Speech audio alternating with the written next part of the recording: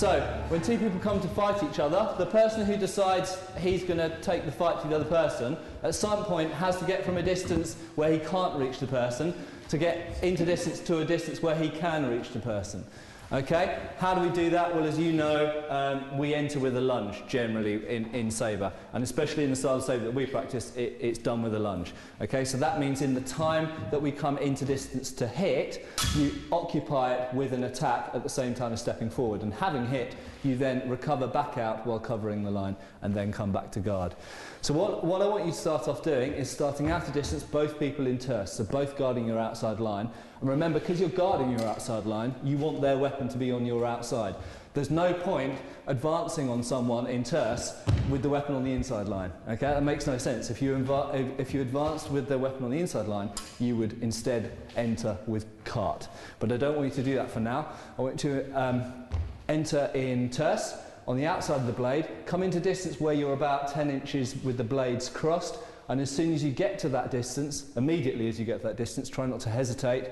I want you to then disengage over the top of their blade with a small turn and make a #1 cut towards their chest or side of their head, and then recover back out and come back out of distance again. Okay, so advance in, and as soon as you get to there, cut one and cover and come back out. Okay?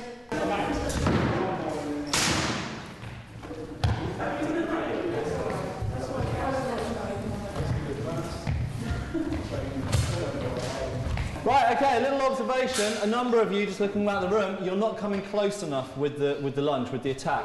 And what you're doing is you're coming to this point and cutting to there and thinking that you've done a cut on the person. You haven't, okay? Remember, you have to cut about a quarter of the way down the blade to be able to cut effectively with the centre of percussion. So you need to get that close to cut someone, yeah?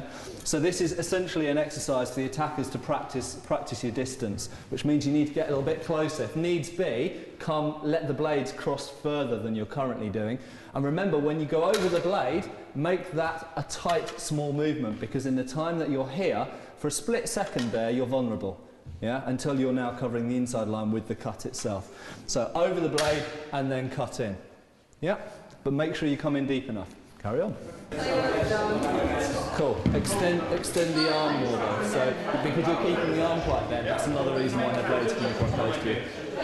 Okay. There you go. Cool.